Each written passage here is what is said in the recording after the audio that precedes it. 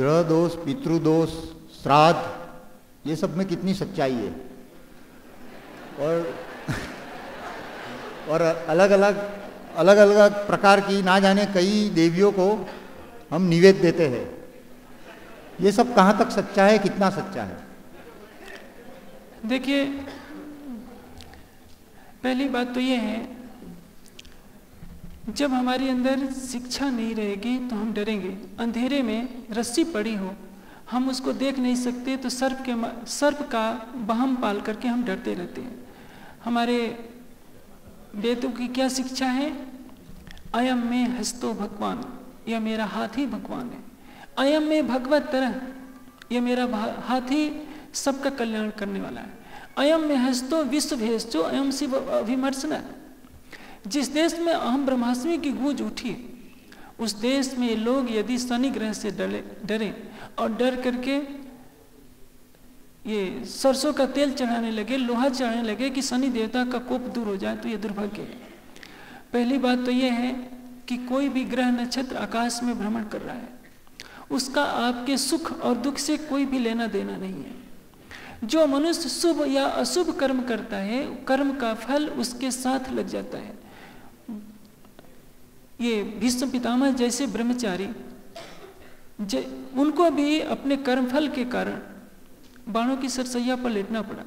हरिश्चंद्र जैसे सत्यवादी को चंडाल के घर जाना पड़ा। पांडवों को भी योगेश्वर श्री कृष्ण के संरक्षण में रहते हुए 12 वर्ष का वनवास, 1 वर्ष का अज्ञातवास भोगना पड़ा।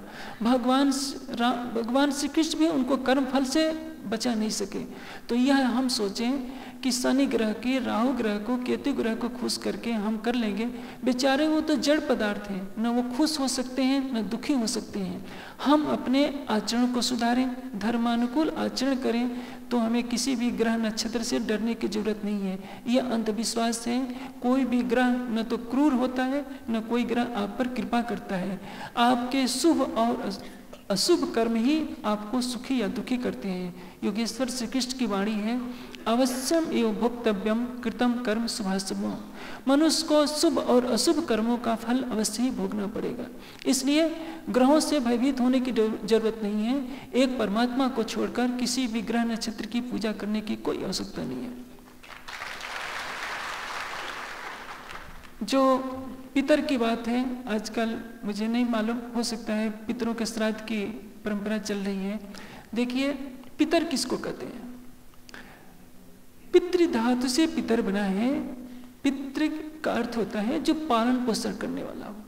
कोई ज्ञान से पालन करता है, कोई परिवार में जो पिता जन्म देते हैं वे अर्थ से हर तरह के संरक्षण देकर हमारा पालन पोषण करते हैं। जो माता पिता हैं, जो ज्ञानी जन हैं, जो हमें ज्ञान देते हैं, जन्म देते हैं, हमारा पालन पोषण करते हैं, उनको पितर कहते हैं। उनकी श्रद्धा से सेवा करना श्राद्ध है।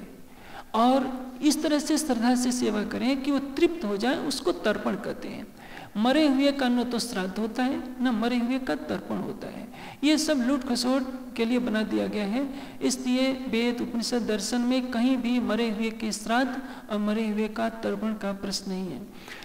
एक बार जैसे मान लीजिए कि यहाँ आग लगी हो और हम पानी, आग लगी हो मुंबई में, और यहाँ से हम पानी फेंकने लगे कुएं की बाल्टी से, तो बम्बई में पानी थोड़े चला जाएगा।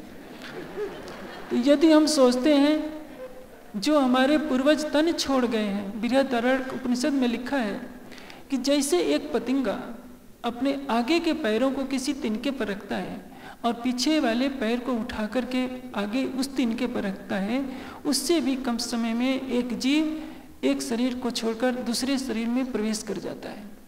हमको गरुड़ पुराण के द्वारा डरा दिया गया है कि बैतरणी नदी को पार करना पड़ेगा, गोदान करो। पहली बात तो यह समझ लीजिए कि कभी भी किसी एक पंडित को कभी भी गोदान नहीं करना चाहिए, क्योंकि गोदान करेंगे, एक दिन में किसी ने 10 गायें दान कर दी, वो बेचारा कहाँ खिलाएगा? वो बेचेगा, और वो आपकी दान की हुई गाय कसाई के हाथों से कटेगी तो आपको पाप आपको लगेगा। इसलिए गाय दान करने से पहले समझिए कि कौन पात्र है, जिसको आवश्यकता हो उसको गोदान करनी चाहिए। आंख मूंद कर, गाय क्या है? अथर्ववेद में वसा सूक्त है, गाय धर्म का प्रतीक माना गया है। ये गाय नहीं, विद्या रूपी गौ। यदि आप विद्या का सहारा लेते हैं, आपको बोध हो गया अनित्य क्या है, नित्य क्या है, जड़ क्या है, चेतन क्या है, पवित्र क्या है, अपवित्र क्या है, तो आप विद्या के अधिकारी हैं। सा विद्या या विमुक्ति, विद्या वो है जो मुक्ति देती है। गाय दान देने से मुक्ति नहीं होगी। गाय रूपी विद्या को ग्रहण करते हैं, उस विद्या को आत्मसात करते हैं, तो वह विद्या रूपी गाय आपको इस भवसागर से पार करेगी। इसलिए अंधविश्वासों से हमें बचने की आवश्यकता है। आप यदि यह सोचते हैं कि हरिद्वार में जाकर या गया में जाकर पिंड दान करा लेंगे हमारे पूर्वज मुक्ति को प्राप्त हो जाएंगे, तो यह भ्रम है। ऐसा कहीं भी किसी आर्ष ग्रंथ में नहीं लिखा है। अधिक जानकारी के लिए देखें www.spjin.org।